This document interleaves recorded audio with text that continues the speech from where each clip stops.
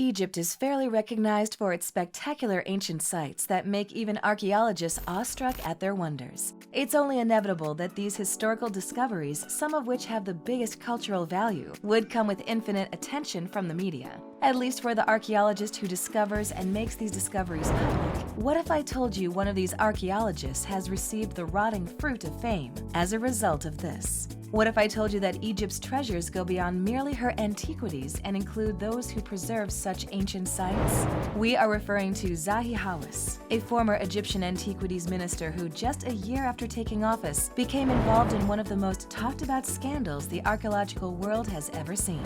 Zahi Hawas, who calls himself the custodian of Egyptian antiquities, is one of the most divisive figures in the field of archaeology. Where exactly did he go wrong because he was practically the superstar among famous archaeologists? Were his discoveries entirely fake, as he was alleged to be?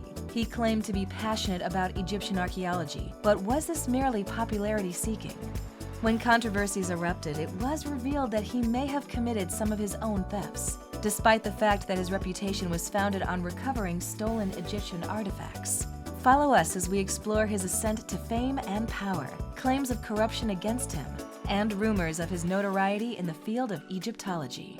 Before the murmurs of the netherworld reached his ears, Dr. Hawas had already made plans to pursue his initial dream of becoming a lawyer, an impressionable young man with a University of Pennsylvania PhD. Hawas was aware that he intended to pursue his dream of becoming a modern Egyptologist, but he had no idea the impact he would have or the significant accomplishments he would make in restoring the Great Pyramids of Giza.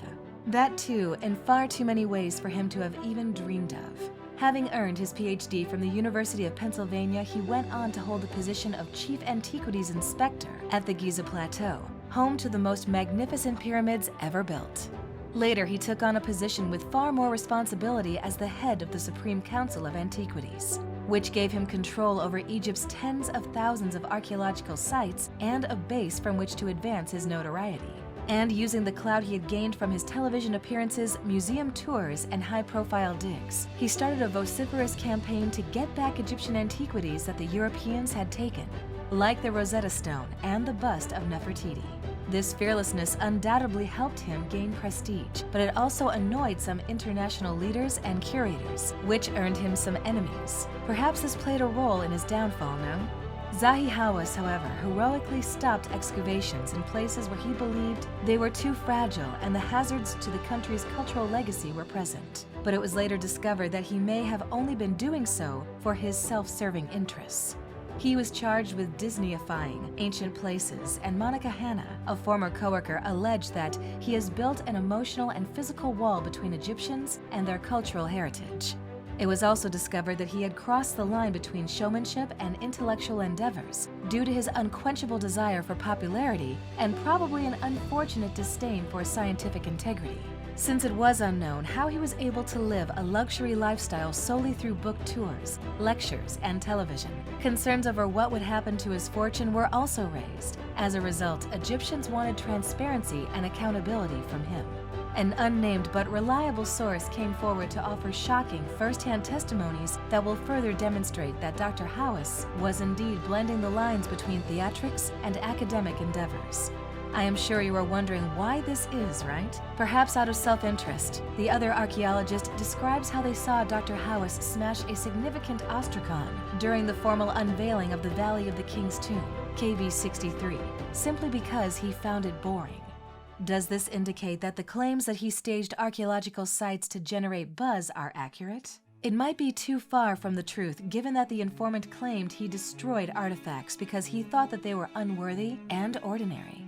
Journals that were published raised questions regarding the reliability and integrity of his works. As one accusation led to another, he was also charged with unrestrained self-worth and minimizing the achievements of his colleagues, archaeologists, and antiquities workers. Surprisingly, Dr. Hawas' feeling of self-worth seemed to go beyond the bounds of modesty. He claimed to be very influential and that people enjoyed listening to him speak. Or, in his exact words, "It's a gift from God when I talk.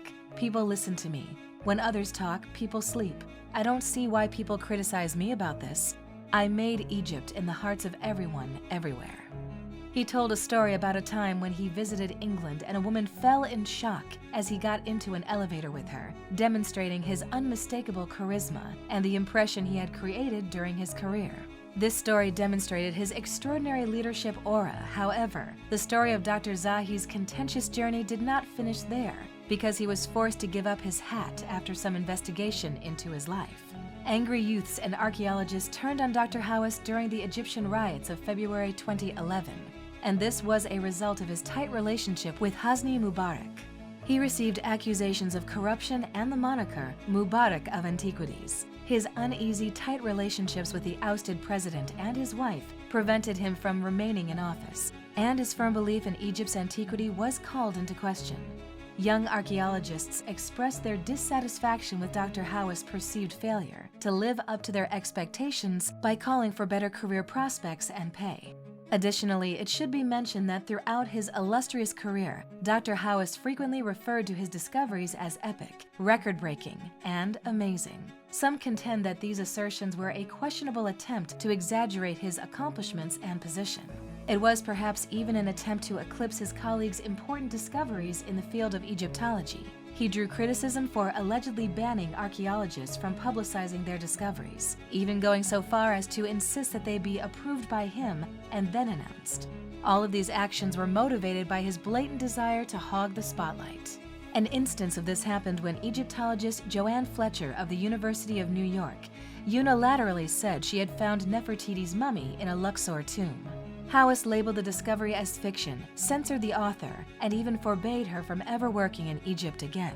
And even though he believed that the majority of the accusations were unjustified, the contentious story of Dr. Hawas takes an unexpected turn.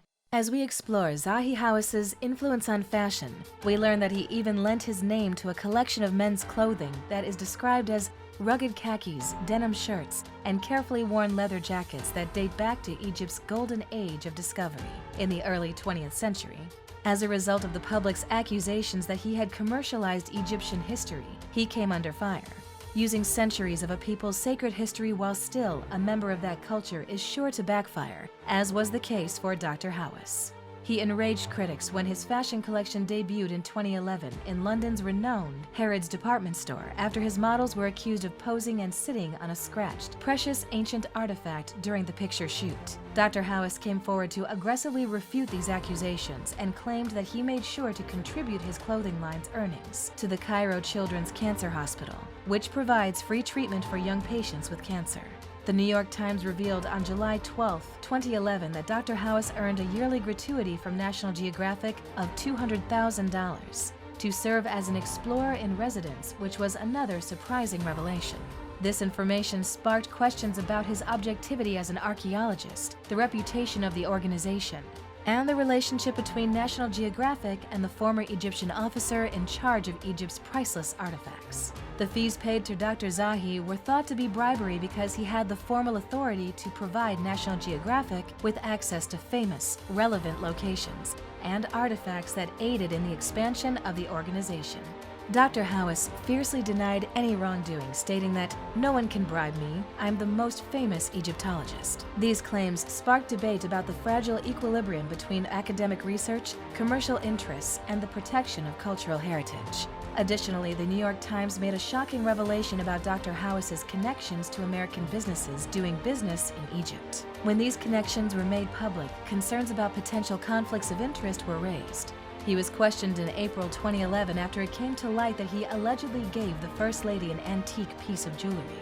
As a result of his unwillingness to abide by court orders, Dr. Hawas was sentenced to jail, which will continue to reflect negatively on his reputation. This decision was later overturned in Zahi Hawas's favor, but in April 2013, 3 amateur archaeologists from Germany attempted to remove rock samples from the interior of Egypt's greatest pyramid. These archaeologists, Gorlitz, Stefan Erdmann, and Peter Hofer, were motivated by their passion for conspiracy theories and sought to refute the widely held belief that Pharaoh Khufu's tomb was the pyramid. They also took a scraped-off piece of the cartouche, the mark used to identify the pharaoh for whom the monument was built, back to Germany for testing in an effort to corroborate their own findings with pertinent data. In response to the public outcry following the theft, Dr. Zahi was once again questioned. He vehemently denied being involved in supporting these amateurish exploits and distanced himself from their behavior. In an angry phone call, Hawas added, "I was not in charge of 2013. This theft happened in April 2013. There's nothing against me. I just have to go to the district attorney to prove that what happened in 2010 was according to the law." And even though the samples were eventually returned and he was found to be innocent, the men and 5 Egyptian officials suspected of aiding them in gaining unauthorized entry to the pyramid were tried in absentia. This has been a captivating story about Egypt's own dark secrets, where the lines between criticism and accomplishment have blurred and pride and aspiration have interwoven. In the instance of Dr. Zahi Hawas, who brought stability to the history of Egyptology, he is still regarded by young archaeologists and modern Egyptologists as a figure of both admiration and criticism. What do you think? Do you believe that his ego and fury contributed to his failure? Was he so overly zealous that he erred on the side of passion? Did he really fabricate artifacts to generate buzz? He already had a reputation for destroying antiquities, which he deemed unremarkable. In the comment box, let me know what you think.